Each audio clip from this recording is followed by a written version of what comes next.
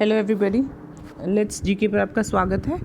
Start doing the worksheet because आज हम करने वाले हैं क्लास 8th की इंग्लिश की वर्कशीट। और आपको पता है इंग्लिश की सारी वर्कशीट्स हम लेट्स इंग्लिश जो अपना यूट्यूब चैनल है उस पर अपलोड करते हैं। तो इंग्लिश की worksheets in case you want to check out then kindly check out let's English channel, वहाँ पर सारी वर्कशीट्स हैं।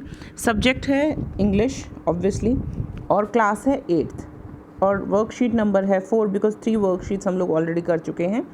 तारीख है 28 सितंबर 2020। You will write your name and name of the class teacher over here. चलिए लेट्स स्टार्ट। हम लोग पढ़ रहे थे सुनामी। सुनामी में टी साइलेंट होता है, this word is tsunami. Tsunami में टी साइलेंट होता है एंड पार्ट 1 हम लोग कर चुके थे, उसी को कंटिन्यू करें। Do you think tsunami can strike these places, write yes और no for each part. Hilly areas में क्या सुनामी आ सकती है, से येस और नो। नहीं आ सकती क्योंकि हिली एरियाज़ में समंदर नहीं होता। सी कोस्ट में आ सकती है सुनामी बिकॉज सुनामी क्या होता है बच्चे, सुनामी होता है समंदर की लहरों का बहुत ऊंचा उठना।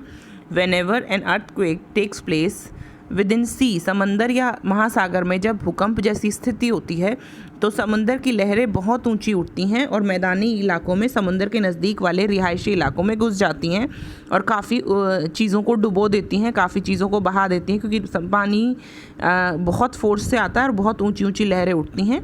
तो सी कोस्ट में ऑब्वियसली आ सकता है। प्लेन एरियाज़ जैसे दिल्ली नहीं आ सकता बेटा, यहाँ पर कोई समंदर या कोई ऐसा पानी है ही नहीं। डेजर्ट एरियाज़ में नहीं हो सकती tsunami.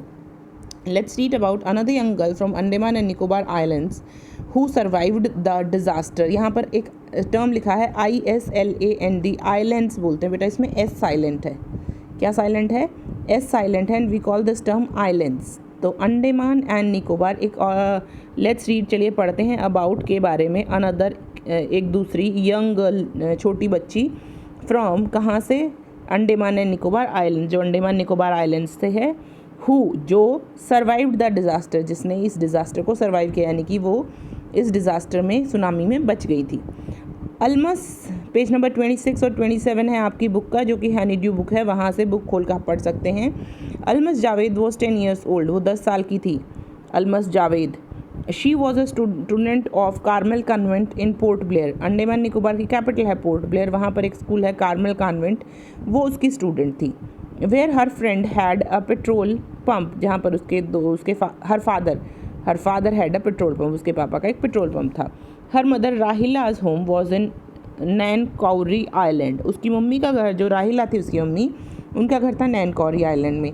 Family had gone there to celebrate Christmas, family वहाँ पर गई थी क्रिसमस मनाने के लिए। When the tremors came early in the morning, जब सुबह सुबह भूकंप के झटके महसूस हुए, ट्रेमर्स होते हैं झटके।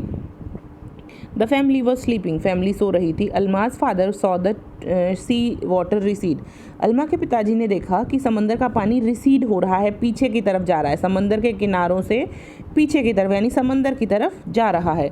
He understood that water would come rushing back with great force, वो समझ गए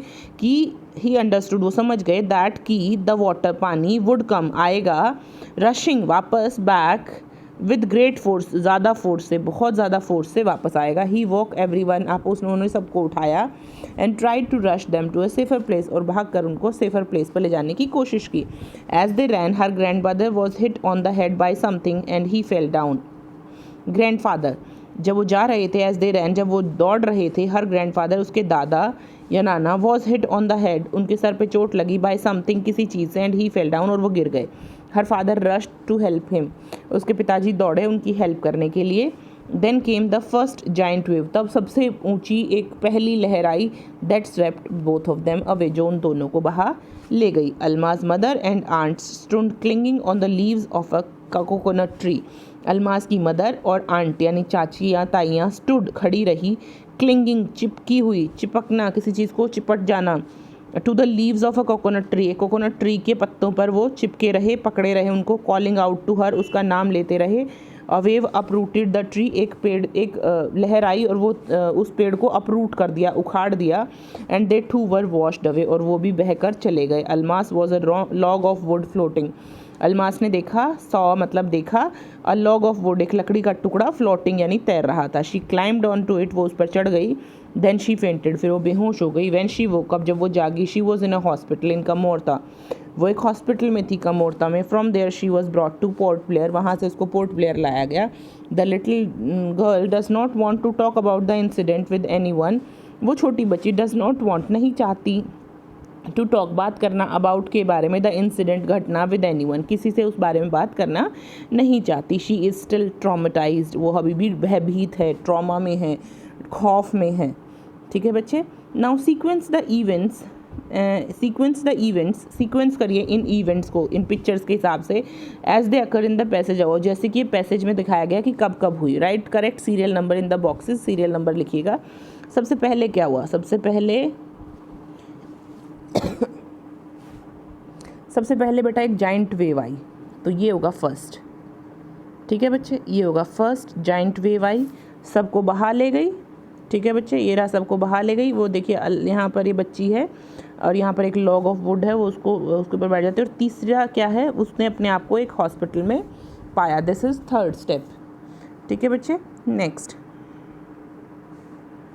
answer the following questions bye selecting the correct option. Answer दीजिएगा चलिए फॉलोइंग क्वेश्चंस का, नीचे दिए गए प्रश्नों का, बाय सेलेक्टिंग, सेलेक्ट करके द करेक्ट ऑप्शन, सही ऑप्शन को सेलेक्ट करके। Why did Alma's father wake up his family? Alma के फादर ने उनकी फैमिली को क्यों जगाया? To rush them to a safer place, ताकि वो उनको उठाकर अच्छी जगह, सेफ जगह ले जा सके, क्योंकि उन्होंने क्या देखा था कि वाटर रिसीडिंग अवे फ्रॉम सी शोर, समुद्र के किनारों से पानी वापस जा रहा था। Almas did not want to talk about the incident, Almas नहीं चाहती किसी से बात करना उस इंसिडेंट के बारे में, घटना के बारे में, विद एनीवन, किसी से, बिकॉज, क्योंकि, बिकॉज का मतलब क्या होता है बच्चे? क्योंकि वो बीमार थी। She was shocked as she lost her family members, and इसका आंसर होगा she was shocked as she lost her family members. उसकी फैमिली चली गई थी तो बहुत ट्रॉमा में थी कि अब वो क्या करेगी। ठीक है बच्चे। Next question, given below are the words, नहीं एक और क्वेश्चन रहता है। एल्मस की mother and aunts could not be saved, उनको बचाया नहीं जा सका फ्रॉम द सुनामी, सुनामी से, बिकॉज, क्योंकि, क्यों नहीं बचाया जा सकता? Tree they held got uprooted, जिस ट्री को उन्होंने होल्ड किया हुआ था, हेल्ड ऑन टू, जिन्होंने उन्हें पकड़ा हुआ था, गॉट अपरूटेड, वो उखड़ गया। They held on to a log of wood and got drowned, नहीं ये नहीं हो सकता। आपको पता है लॉग ऑफ वुड, लकड़ी कभी डूबती नहीं है, तो ये वो जिस पेड़ पे वो लटके हुए थे या चिपके हुए थे, दे वर क्लिंगिंग, उस को अपरूट हो गया, वो गॉट अपरूटेड, वो उखड़ गया। ठीक है बच्चे। Given below are the words and phrases from the passage that indicate movement of different kinds. यहाँ पर देखिए कुछ वर्ड्स हैं जिनका मतलब मूवमेंट दिखाता है। जो वर्ड्स देखिए क्या क्या, रश, दौड़ना, भागना, हड़बड़ाहट, स्वेप्ट अवे, बह जाना, एकदम किसी चीज़ से एकदम लहर आई और एकदम से बह गए। फ्लोटिंग मतलब तैरना, और रिसीड मतलब पीछे की तरफ हटना। ठीक है बच्चे। तो यहाँ पर इनको बताना है कौन सी मूवमेंट फास्ट है, कौन सी स्लो है, और कौन सी, यहाँ पर बताना है देखिए कौन सी फास्ट मूवमेंट है, कौन सी स्लो मूवमेंट है, और कौन सी ना स्लो है ना फास्ट है, ऐसा करना है। चलिए, रश्ड मतलब दौड़ना, ये फास्ट मूवमेंट होती है बेटा। स्वेप्ट अवे भी फास्ट मूवमेंट होती है, एकदम बह जाते हैं, लहर आई और एकदम से बह गए, स्वेप्ट अवे। ठीक है। फ्लोटिंग होता है स्लो मूवमेंट, धीरे धीरे तैरना, बहते जाना, तो फ्लोटिंग होगा स्लो मूवमेंट। और रिसीड होता है ना तो स्लो ना फास्ट, रिसीड मतलब धीरे धीरे पानी का पीछे की तरफ हट जाना, ना वो तेज़ी से होता है ना वो।